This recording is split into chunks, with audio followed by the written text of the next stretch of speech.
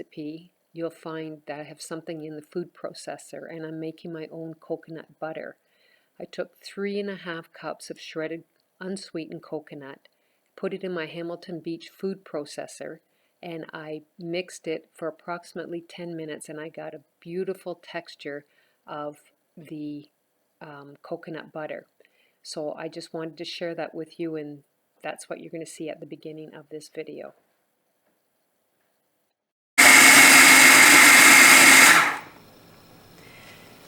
Okay, I'm going to take the lid off so you can see. My Hamilton Beach food processor is pretty awesome. It's got this little gadget that scrapes the side for me while it was processing, which is really, really nice to have. I'm just going to slide that out.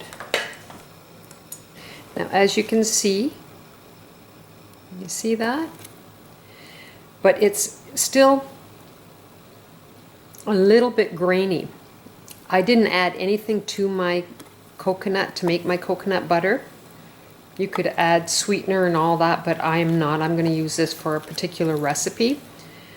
But what I'm going to do is I'm going to put it in now into my Ninja blender and blend it so I can get the graininess out of it. And then you've got coconut butter, which is pretty awesome instead of having to buy in the store, because it's very expensive in the store. So now I have my Ninja that I use to make my smoothies and stuff with. It's just a small little Ninja. You can use a bigger one. I'm going to take my coconut butter, which you can see it's nice and loose and runny, but I want it finer. I don't want it so grainy. So I'm going to put it in this, and I'm going to process it some more and get the lid on straight.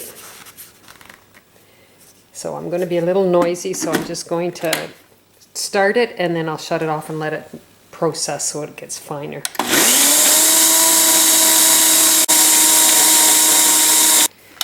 So now we're going to take it out. It's nice that there's suction cups on the bottom of these pieces of machinery so that it doesn't slide off or vibrate off of the counter. Look at that. It's amazing. Beautiful. Okay, now we're gonna make our brownies, and we're gonna use this coconut butter. So we're just gonna take a small bowl and we're gonna add the dry ingredients. And I've got about 18 grams of coconut flour, and I sifted it, and that's about 3 tablespoons. So we're going to put it in the bowl. Then I've got 1.5 cups of powdered erythritol monk fruit combination. You can just use powdered erythritol. I like it powdered. It dissolves so much easier when you use it that way. Now the next thing we're going to add in is a 1/4 cup of cocoa powder, which is about 40 grams. And we're going to add in 1/2 teaspoon of baking powder, 1/2 teaspoon of baking soda, and 1/4 teaspoon of Himalayan salt. You can use sea salt if you'd like. So I use the Himalayan salt. So we're just going to mix this together, and then we will set aside. So now we're going to, in a larger bowl, add our water, which is about 2/3 of a cup, or 10 tablespoons, or approximately 148 grams of water. Okay, so I just tried to break it up a little for you. The next thing we're going to add in is our gelatin, and I'm using Knox gelatin, and I'm putting 1/4 teaspoon in, and I'm just going to sprinkle that on top, and I'm just going to let it sit for about 5 minutes. Then we'll add the rest of the ingredients. So I've let that sit for a few minutes with the gelatin and water, and now we're going to add in my coconut butter. I made my own coconut butter, which I kind of showed a little bit of the process in in this video as well. It was very simple to do. And I think you should try it. It was actually quite fun. I should have just done a video all on its own as to how to make it.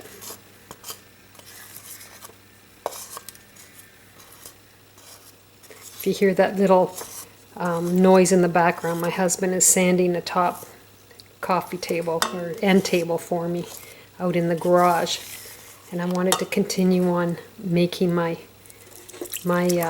recipe here for you guys. Okay, so now we're going to add in our 2 tablespoons of chocolate chips. Now I use Lily's chocolate chips right here, and I melted it down somewhat.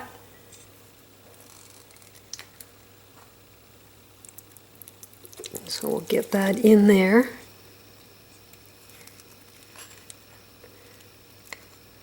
Try and get everything in here as much as I possibly can.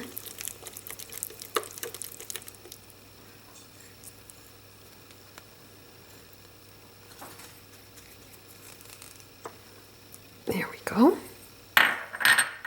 And then we're going to add in our vanilla. 1 teaspoon of vanilla extract. So we're going to mix this all up. There we go.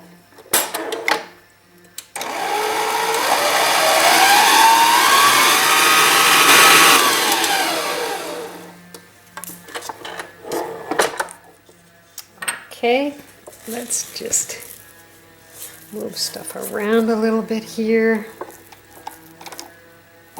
Get that out somewhat.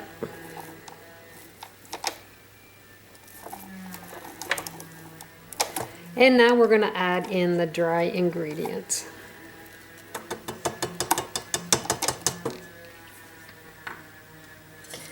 So I've got my dry ingredients here.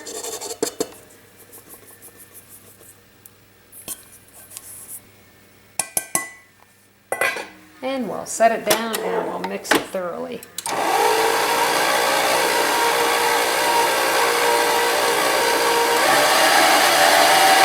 Now I changed the gadgets, this one to this one, to continue mixing, and silly me, I forgot to put in the 2 eggs. So we got to put in 2 eggs now, and we're just going to mix it up really well.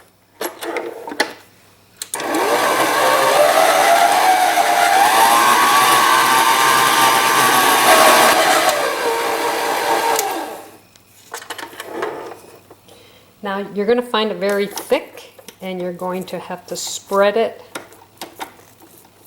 in the 8x8 dish, ovenware dish. So we'll get this cleaned off. This was way easier to clean off compared to the other one, the other attachment. There, can you see that? Okay, let's get it into the dish. So I just took my spatula and took everything from the sides. There's a little bit of it that's not mixed, but it's because I had some on the bottom of my spatula, but I don't think that's going to hurt at all. So I've got an 8x8 ovenware dish, and I use parchment paper, and I spread butter all over to stop it from sticking. And now we're just going to spread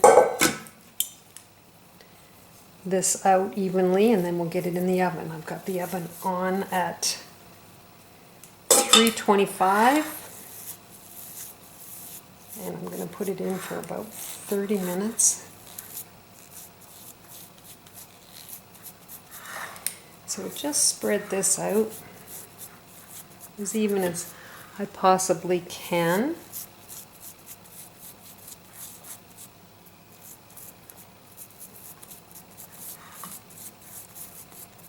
Use my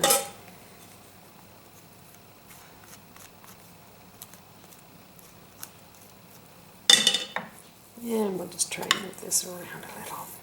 There we go. So here's the result. I got 16 squares of brownies, which is awesome. And I baked them for about 40 minutes. I wanted them to be a little loose in the center, so I took them out when they were still a little bit jelly. So I'm eating one actually from the center.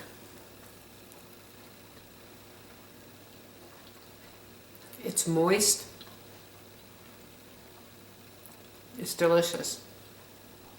I highly recommend you let it sit for a day. Like, make them today, eat them tomorrow, sort of thing. Because for some reason I find it makes a difference in the flavor of them. But it's really, really good.